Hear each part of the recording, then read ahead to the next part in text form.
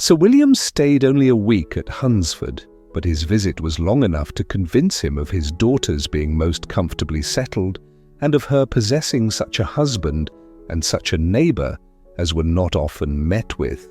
While Sir William was with them, Mr. Collins devoted his mornings to driving him out in his gig and showing him the country. But when he went away, the whole family returned to their usual employments, and Elizabeth was thankful to find that they did not see more of her cousin by the alteration, for the chief of the time between breakfast and dinner was now passed by him either at work in the garden or in reading and writing and looking out of window in his own book-room, which fronted the road. The room in which the ladies sat was backwards. Elizabeth at first had rather wondered that Charlotte should not prefer the dining parlour for common use. It was a better-sized room and had a pleasanter aspect.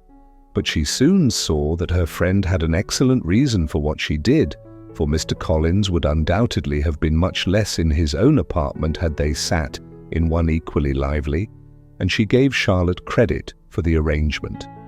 From the drawing-room they could distinguish nothing in the lane, and were indebted to Mr. Collins for the knowledge of what carriages went along, and how often especially Mr. Bourgh drove by in her phaeton, which he never failed coming to inform them of, though it happened almost every day. She not unfrequently stopped at the parsonage and had a few minutes' conversation with Charlotte, but was scarcely ever prevailed on to get out. Very few days passed in which Mr. Collins did not walk to Rosings, and not many in which his wife did not think it necessary to go likewise, until Elizabeth recollected that there might be other family livings to be disposed of. She could not understand the sacrifice of so many hours. Now and then they were honoured with a call from her ladyship, and nothing escaped her observation that was passing in the room during these visits. She examined into their employments, looked at their work, and advised them to do it differently, found fault with the arrangement of the furniture, or detected the housemaid in negligence, and if she accepted any refreshment, seemed to do it only for the sake of finding out that Mrs. Collins's joints of meat were too large for her family.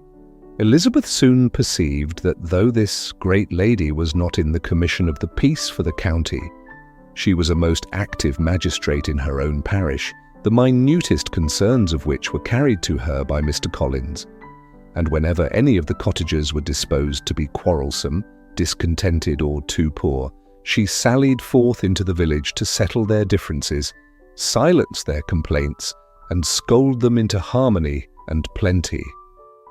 The entertainment of dining at Rosings was repeated about twice a week, and, allowing for the loss of Sir William, and there being only one card table in the evening, every such entertainment was the counterpart of the first. Their other engagements were few, as the style of living of the neighbourhood in general was beyond the Collinses' reach. This, however, was no evil to Elizabeth, and upon the whole she spent her time comfortably enough. There were half hours of pleasant conversation with Charlotte, and the weather was so fine for the time of year that she had often great enjoyment out of doors. Her favourite walk, and where she frequently went while the others were calling on Lady Catherine, was along the open grove which edged that side of the park, where there was a nice, sheltered path which no one seemed to value but herself, and where she felt beyond the reach of Lady Catherine's curiosity. In this quiet way the first fortnight of her visit soon passed away. Easter was approaching, and the week preceding it was to bring an addition to the family at Rosings, which in so small a circle must be important. Elizabeth had heard soon after her arrival that Mr. Darcy was expected there in the course of a few weeks, and though there were not many of her acquaintance whom she did not prefer, his coming would furnish one comparatively new to look at in their Rosings parties, and she might be amused in seeing how hopeless Miss Bingley's designs on him were by his behaviour to his cousin, for whom he was evidently destined by Lady Catherine, who talked of his coming with the greatest satisfaction, spoke of him in terms of the highest admiration, and seemed almost angry to find that he had already been frequently seen by Miss Lucas and herself. His arrival was soon known at the parsonage, for Mr. Collins was walking the whole morning within view of the lodges opening into Hunsford Lane in order to have the earliest assurance of it, and after making his bow as the carriage turned into the park, hurried home with the great intelligence. On the following morning, he hastened to Rosings to pay his respects. There were 2 nephews of Lady Catherine to require them, for Mr. Darcy had brought with him a Colonel Fitzwilliam, the younger son of his uncle, Lord, and to the great surprise of all the party, when Mr. Collins returned, the gentleman accompanied him. Charlotte had seen them from her husband's room crossing the road, and immediately running into the other, told the girls what an honour they might expect, adding, "I may thank you, Eliza, for this piece of civility. Mr. Darcy would never have come so soon to wait upon me." Elizabeth had scarcely time to disclaim all right to the compliment before their approach was announced by the doorbell, and shortly afterwards the 3 gentlemen entered the room. Colonel Fitzwilliam, who led the way, was about 30, not handsome, but in person and addressed most truly the gentleman.